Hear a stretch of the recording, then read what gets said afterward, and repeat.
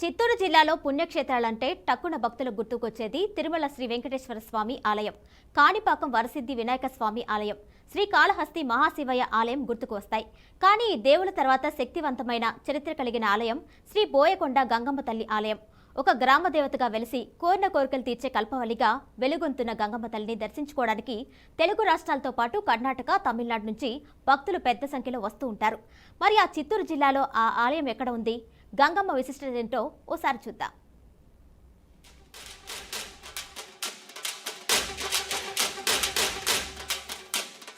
చిత్తూరు జిల్లాలోని పుంగనూరు నియోజకవర్గం చౌడేపల్లి మండలం దిగువపల్లె గ్రామానికి సమీపంలో తూర్పు కొండల్లో గంగమ్మ తల్లి ఆలయం ఉంది.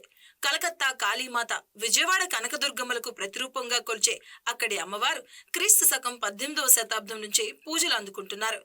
అప్పటి రాజులైన గోల్కొండ నవాబుల కన్ను స్థానిక పుంగనూరు సంస్థాన పరిసర ప్రాంతాలపై పడింది. నవాబులు అక్కడికి చుట్టుప్రక్కల ఉన్న గ్రామాలపై సైన్యంతో దండెత్తి దాడులు చేయడం మొదలుపెట్టారు.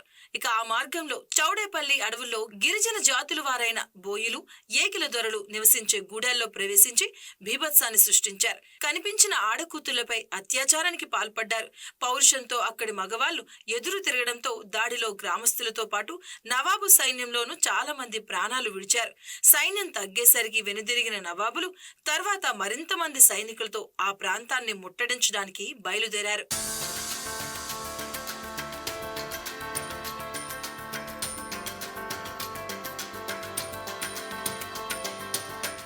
తమ మాన ప్రాణాలను కాపాడుకోవడానికి బోయిలకు, ఏకిల దొరలకు పారిపోవడం తప్ప మరే దిక్కు లేకుండా పోయింది. దగ్గరలోని కొండగుట్టలో దాక్కొని తమను రక్షించమని అమ్మోరు తల్లిని వేడుకున్నారట. ఇక వారి మొర ఆలకించిన జగదాంబ అవ్వరూపంలో అక్కడికి వచ్చి గిరిపుత్రులకు ధైర్యం చెప్పిందట. వారి మీద దాడి చేయడానికి వచ్చిన సైన్యాన్ని చూసి ఆ తల్లి ఉగ్రరూపం దాల్చి తన ఖడ్గంతో సేనలను హతమార్చడం ప్రారంభించింది అనేది స్థల పురాణ కథ. అమ్మవారి ఖడ్గం దాటికి అక్కడున్న పెద్దరాయి సైతం నెట్ట నిలువుగా చీలిపోయింది అనడానికి నిదర్శనంగా బండరాయిని ఇప్పటికీ భక్తులు సందర్శిస్తారు.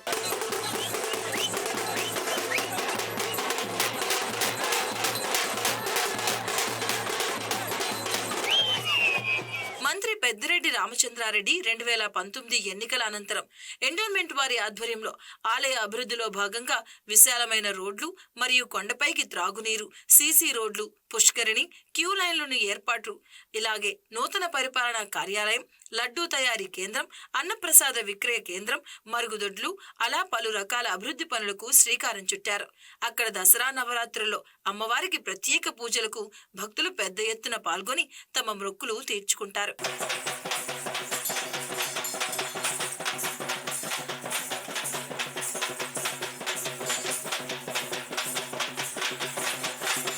ముఖ్యంగా కర్ణాటక, తమిళనాడు, ఆంధ్రప్రదేశ్ ఉమ్మడి రాష్ట్రాల భక్తులు అమ్మవారిని ఆది, మంగళ, శుక్రవారాల్లో ఎక్కువగా దర్శనానికి వస్తూ ఉంటారు. అక్కడ అమ్మవారికి పువ్వులు పెడితే కోరికలు నెరవేరుతాయని, భక్తితో ప్రార్థిస్తే అమ్మవారి తల నుండి కుడివైపు పడితే కోరిక నెరవేరుతుందని, లేక ఎడమవైపు అది అసాధ్యమని, అలాగే తలపై నుండి మధ్య నుండి పడితే అది నిదానంగా భావిస్తారు. పెళ్లి కాని వారు, పిల్లలు కావాలనుకున్నవారు, వాహనాలు కొనుగోలు చేయువారు, ఉద్యోగం కొరకు, ఆరోగ్యం కొరకు, పంటలు, వ్యాపారాలు, ఇలా పలు రకాల గురించి భక్తులు ఎక్కువ సంఖ్యలో కోరికలు కోరుతూ ఉంటారు. అవి నెరవేరగానే తిరిగి అమ్మవారికి మొక్కులుగా కోళ్లు, పొట్టేళ్లను బలిచ్చి తమ మొక్కులు తీర్చుకుంటుంటారు. 8 సంవత్సరాల బ్యాక్ నేను వచ్చాను ఇక్కడికి. యాక్చువల్గా అప్పుడు నేను ఇల్లు కట్టుకోవాలనేసి బెంగళూరులో అనుకుంటా ఉన్నాను. అప్పుడు ఇక్కడ నుంచి వాటర్ తీసుకెళ్ళాను, బోర్ వేస్తా ఉన్నాను. సో బోరు వేసేటప్పుడు వాటర్ దాంట్లో పోసాను.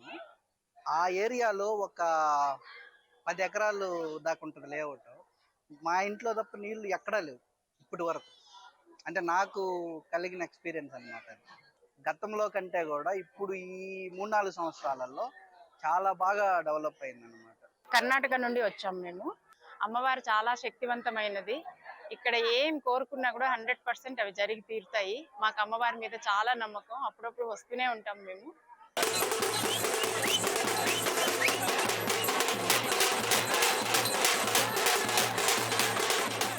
ఇక్కడ నుంచి మాకు దగ్గరే కాబట్టి మేము వస్తూ పోతూ ఉంటాం. చుట్టుపక్కల గ్రామాల నుంచి కూడా మస్తుగా వస్తూ ఉంటారు. చాలా ఎక్కువ కర్ణాటక నుంచి ఎక్కువ వస్తుంటారు ఇక్కడికి. ఇక్కడ చాలా సత్యము. అమ్మవారు బాగా వెలిసింది ఇక్కడ. ఏది అనుకుంటే అది కోరికలు నెరవేరుతాయి. ఏమి ఇబ్బంది లేదు, లక్షణంగా ఉంది అమ్మవారు ఇక్కడే కొలువయి. మనం అనుకోవాల కానీ ఏదైనా కానీ జరుగుతుంది, ఖచ్చితంగా జరుగుతుంది. మేము బెంగళూరు నుంచి వచ్చాము ఇక్కడికి. ఎందుకంటే ఇక్కడ పూజలు అన్నీ సక్రమంగా బాగా జరుగుతున్నాయి. పోతే ముఖ్యంగా ఏంటంటే మనం పొలాల్లో బోర్ పాయింట్లు ఇట్లాంటి వేసినప్పుడు వాటర్ పుష్కలంగా పడేదానికి ఎక్కువగా జనాలు ఇక్కడ మొక్కుకోవడం జరుగుతూ ఉంటుంది. అలా అలా వచ్చినటువంటి వాటర్ వచ్చి మంచిగా ఉన్నటువంటి వాళ్ళందరూ వచ్చి మొక్కుబడి తీర్చుకొని పోతూ ఉంటారు. అక్కడి అమ్మవారి తీర్థం చాలా ప్రసిద్ధి. అందులో అమ్మవారి అభిషేకం చేసిన పసుపు కలిపిన తీర్థంను భక్తులు తీసుకెళ్లి పంటలు బాగా పండటానికి, ఇంటిలో దుష్టశక్తులు పారద్రోలి సుఖ సంతోషాలతో, అలాగే అనారోగ్యం ఉన్నవారు సేవిస్తే ఆరోగ్యంగా అవుతారు అన్నది భక్తుల నమ్మకం. ఈ నెల 28, 29 వచ్చే నెల 1వ తేదీన 1,00,000 కుంకుమార్చన వైభవంగా జరగనుంది.